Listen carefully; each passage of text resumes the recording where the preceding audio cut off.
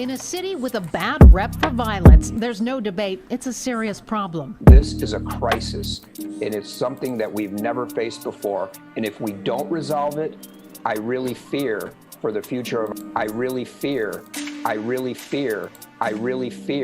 for the future of our city as a destination to live and work and raise your family. Assigned to. But we also heard a call for the finger pointing to stop. We could point fingers all day. We could point them out at ourselves. YouTube family, hit that like button and that subscribe button, because what you're seeing is the breakdown of 12 Chicago PD. They're making a mess of mockery right now. Folks in them is going backdooring with each other, snitching on each other. Yes, that's right. The Chicago 12 and PD are dropping information on each other. There's chaos in the streets. There's dysfunction and a whole lot going on. You see they be trying to go at all the young guys out there. But I'm one of the few bloggers that stick up for those, you know, rappers, street niggas, or whatever you want to call it. And the truth is, if there's no leadership, there's a breakdown. Now let's look at a rundown of the summary on what's been transpiring through the city and causing the mayhem. Now this alleged PD mayor by the name of Mayor Lori Lightfoot, I ain't gonna lie, you know, politicians been with mayors and gangsters and all that for years, but this one over here bluntly does not care. This one is up in the open, and let's just get on with the scene, gang. Some breaking news. Let's break down them Chicago streets lives right now. Elizabeth, thank you. The standoff over the department's vaccine mandate continues. Mayor Lightfoot shared the numbers today when it comes to city workers and compliance, and police and firefighters are at the bottom of the list. Anthony Ponce live tonight with what it all could mean. Anthony. Yeah, Dawn and Corey, outside of the police and fire department, the compliance rate among city employees is in the mid-90 percentile. So these two sides, though, CPD and the police union, appear to be no closer to an agreement. And here at CPD headquarters, a little bit earlier today, the very first group of non-compliant officers turned in their badges and they were put on a no-pay status. I mean, she was at a game last night without a mask. Come on, does anybody think this is really about stopping the spread?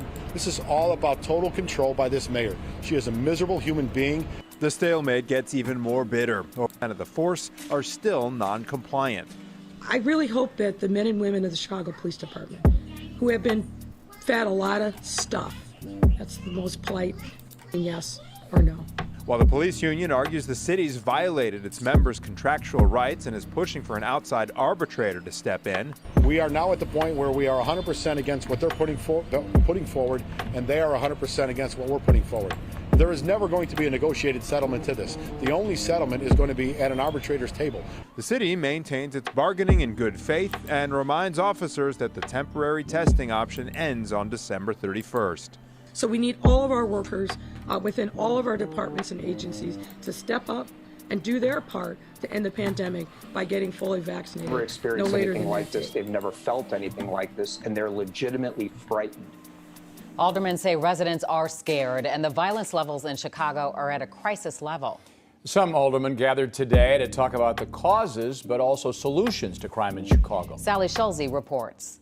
In a city with a bad rep for violence, there's no debate. It's a serious problem. This is a crisis, and it's something that we've never faced before. And if we don't resolve it, I really fear for the future of our city as a destination to live and work and raise your family. But there is disagreement on how to handle the uptick in crime, as 4 Chicago aldermen took part in a Lincoln Forum virtual panel. Some say Chicago needs more officers on the streets. No officers means no arrests. Others say new limitations on CPD's foot patrol policy are to blame for crime spreading beyond normal hotspots. Is now the entire city of Chicago, because now the people who create these heinous crimes, they're saying, if I'm not going to be chased, let me go to the affluent areas and get more bang for my buck. While others praise technology, including ShotSpotter, even after an Inspector General report blasted that system. It's like the Wild West out there. Guns are everywhere,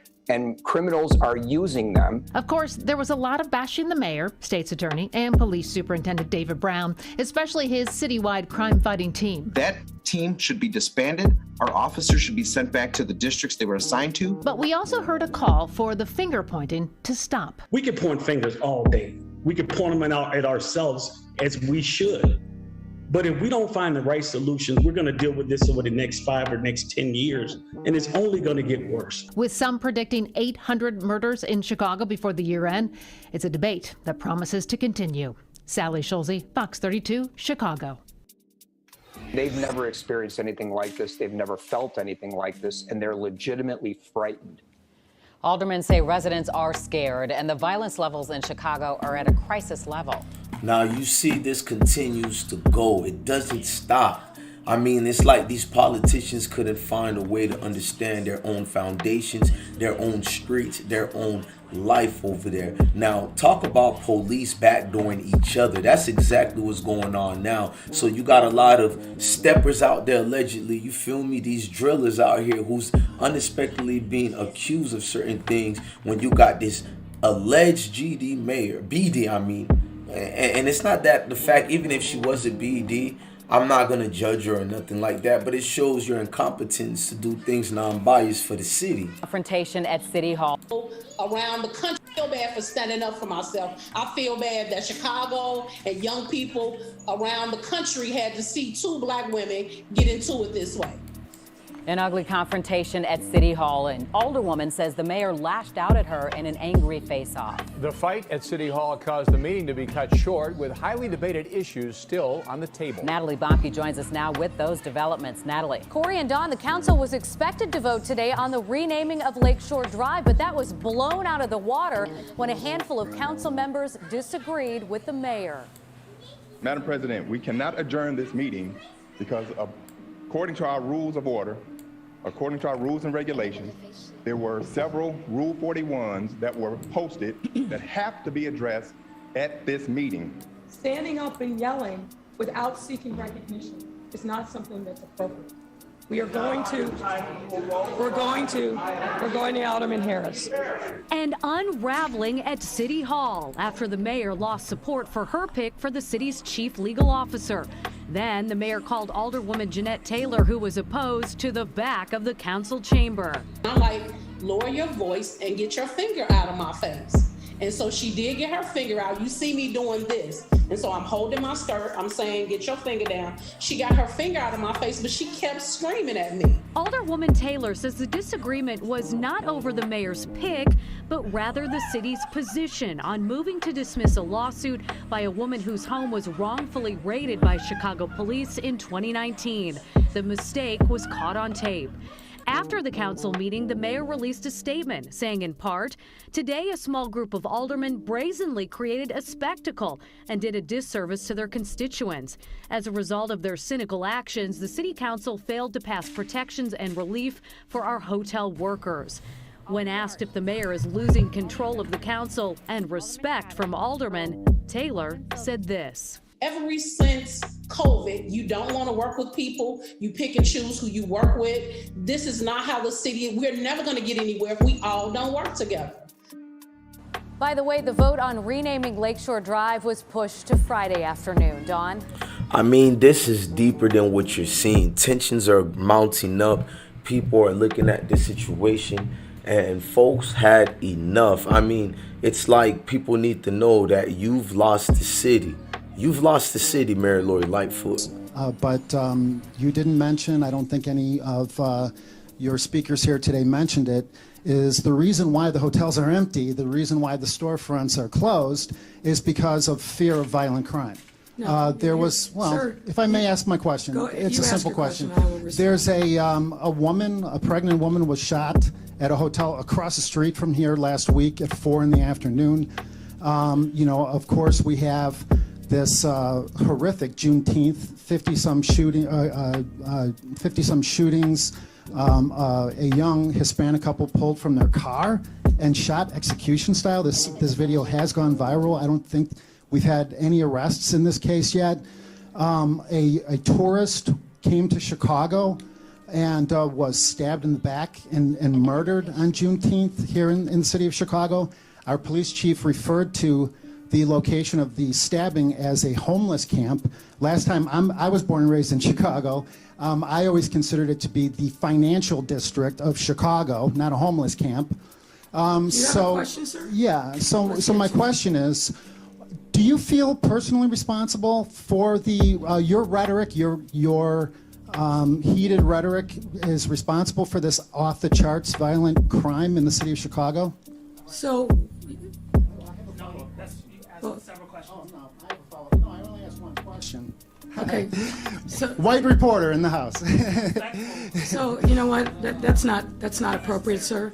If you look around you, sir, you're surrounded by white reporters. So I really ask you to Do you hold feel on, responsible? Sir. Let me answer the question that you've already asked. So I don't know where you're from. I know what magazine you're from, and I know what your conservative viewpoints are.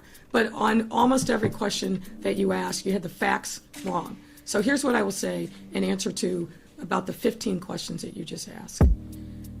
No one thinks that a single act of violence is ever acceptable, least of all me.